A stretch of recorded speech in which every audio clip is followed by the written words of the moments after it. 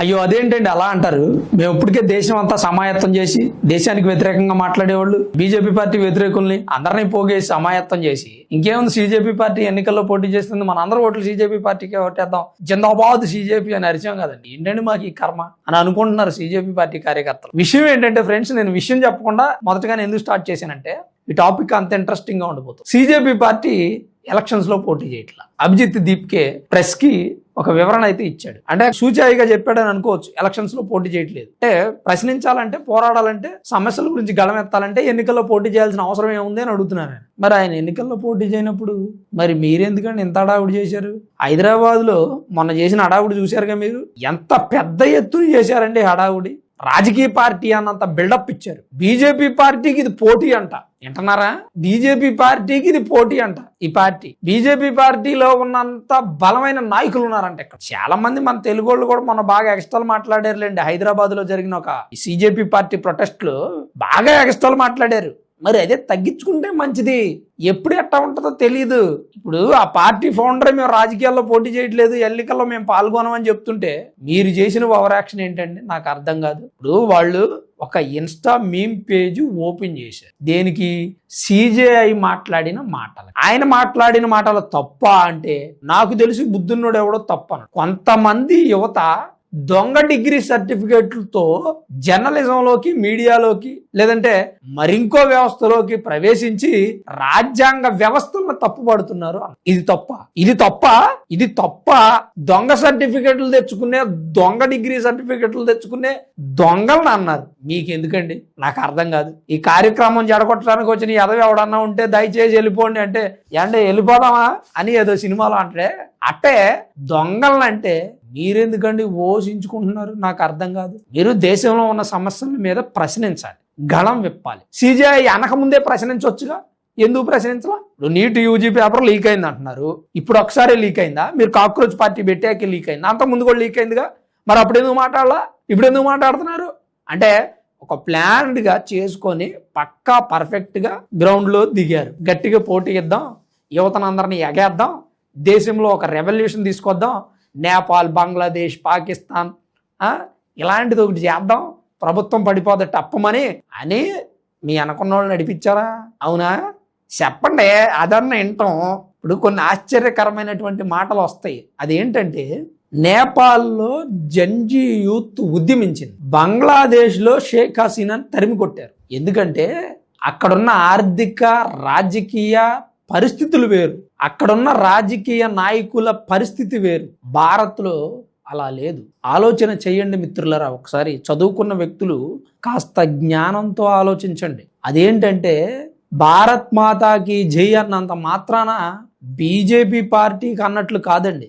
జై శ్రీరామ్ అంటే బీజేపీ పార్టీని అనుసరిస్తున్నారని కాదండి. భారత్ మాతాకి జై అంటే మన దేశాన్ని మనం గౌరవించుకుంటున్నట్టు. జై శ్రీరామ్ అంటే నువ్వు హిందూ అని అర్థం. అంతేగాని ఇవి రెండు పదాలు బీజేపీ పార్టీకి ఏమి పేటెంట్ రైట్స్ లేవండి. ఈ రెండు పదాలు ఏమి బీజేపీ పార్టీ స్లోగన్స్ ఏం కాదు. మీరు బీజేపీ పార్టీకి అంటగట్టారు. పైగా భారత్ మాతాకి జై అనే పదం, జై శ్రీరామ్ అనే పదం బీజేపీ నేతలు వాడుతారు అంట. వాళ్ళు వాడడం కాదండి, దేశ ప్రజలందరూ వాడొచ్చు. తప్పేం కాదు. అది మన దేశాన్ని మనం గౌరవిద్దాం, మన మతాన్ని మనం గౌరవిద్దాం. హిందుత్వం మన దేశంలో పుట్టినటువంటి మతం, ఎప్పుడు పుట్టిందో కూడా తెలియనటువంటి కొన్ని వేల లక్షల సంవత్సరాలు చరిత్ర కలిగినటువంటి ఒక మతం. దానిలో నుంచే మనిషి జీవన శైలి, సంస్కృతి, సాంప్రదాయాలు, ఆచార వ్యవహారాలు. ఈ రోజు మనం రాజకీయాలు అంటున్నాం. ఈ రాజకీయాలు కూడా పురాణాల్లో ఉన్నాయి. మంచి చెడు పురాణాల్లో ఉన్నాయి. కష్టం సుఖం పురాణాల్లో ఉన్నాయి. కష్టం కలిగినప్పుడు దుఃఖపడని వాడు, సుఖం వచ్చినప్పుడు ఎంజాయ్ చేయలేని వాడు, కష్టానికి సుఖానికి ఒకేలాగా ఉండేవాడు స్థితప్రజ్ఞుడని శ్రీకృష్ణ భగవానుడు చెప్పి, కష్టాన్ని సుఖాన్ని ఒకేలాగా చూడాలి. ఏ వ్యక్తి అయినా అంతే. ఈరోజు మనం మాట్లాడుకునే ప్రతి అంశం కూడా పురాణాల్లో నుంచి తీసుకున్నాయేనండి. ఈరోజు కొత్తగా ఏం సృష్టించబడలేదు. సో ఇక్కడ జై శ్రీరామ్ అంటాం బలవంతంగా ఎవడనమనలేదు. మిమ్మల్ని ఎవడనమన్నాడు బలవంతంగా? జై శ్రీరామ్ సాటిస్ఫైయా ఎవడనమన్నాడు? నేను ఎవడనమన్నాడు? నువ్వు అంటే ఏంటి, పనకపోతే ఏంటి అని అడుగుతున్నారండి. సరే అది పక్కన పెడతాంలే కానండి. ఇప్పుడు రాజకీయాల్లో మీరు ఎందుకు పోటీ చేయట్లేదు అంటారు? మీకు అర్థమైపోయింది మీ బలం ఏంటో. చిన్న క్లారిఫికేషన్ ఫ్రెండ్స్. ఫస్ట్ నేనేం చేస్తానంటే, మామూలుగా ఒక చిన్న ఎగ్జాంపుల్ చెప్పు. ఒక కారు కొందాం అనుకున్నా, నాకు వచ్చింది అరాకొరా డ్రైవింగ్. మనకు అవసరం ఆ కొత్త కారు వద్దులే ఒక పాత కారు కొందాం అనుకుని నేను వెళ్ళి ఒక పాత కారు కొనుక్కొని వచ్చి దాని మీద ఏం చేస్తానంటే తిరుగుతా, సరదాగా తిరిగేస్తా.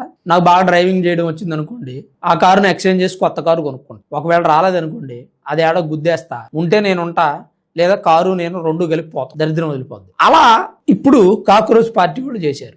ఏం చేశారంటే ఒక ఉద్యమం తీసుకొద్దామని కాక్రోచ్ అనే సోషల్ మీడియా మీమ్ పేజ్ తయారు చేశారు. చేసిన తర్వాత 2 కోట్ల మంది ఏమో ఫాలోవర్స్ వచ్చి బీజేపీ పార్టీని మించిపోయింది. అబ్బా బీజేపీ పార్టీని ఈ చేసి మనం మడతేసిన ఈసారి తిరగలేదు, మనమే తోపులు అని చెప్పి డిసైడ్ అయిపోయారు. సర్లే మన సోషల్ మీడియాలో ఎట్లా ఉంది కదా, మనం గ్రౌండ్ రియాలిటీ చెక్ చేసుకుందాం, ప్రొటెస్ట్లు అయి చేద్దాం, డైరెక్ట్ గా ప్రజల దగ్గరికి వెళ్దామని మొదలుపెట్టారు. సర్లేనే రాజస్థాన్లో, పూణేలో, బెంగళూరులో, ముంబైలో, హైదరాబాద్లో ఏయో కొన్ని ప్రొటెస్టులు చేద్దామని మొదలుపెట్టి అక్కడికక్కడ కొంతమంది నాయకుల్ని పంపించారు. వీళ్ళకు ఉంది ఎవరు నాయకులు, ప్రకాష్ రాజు నాయకుడట, సోనం వాంగ్చుక్ నాయకుడట, ప్రొఫెసర్ నాగేశ్వరరావు గారు నాయకుడట, వీళ్ళంతా నాయకులట.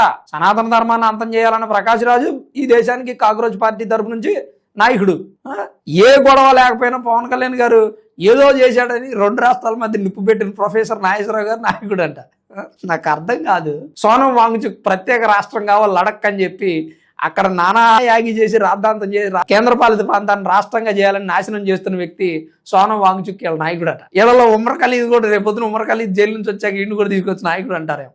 అంటే కొన్నిసార్లు ఆశ్చర్యంగా అనిపిస్తుంది, అరే ఏం జరుగుతుందిరా ఈ దేశంలో, అరే ఏంట్రా ఇది అని అంటే ఏదో సినిమాలో అట్లా ఏం జరుగుతుంది ఈ దేశంలో, వీళ్ళ నాయకులట. సరే గ్రౌండ్ రియాలిటీ చెక్ చేసుకుందాం దిగారుగా ఫ్రెండ్స్. గ్రౌండ్ రియాలిటీ చెక్ చేసుకుందాం దిగితే నానాచిగా ఉందండి, వాళ్ళకే నచ్చలేదు.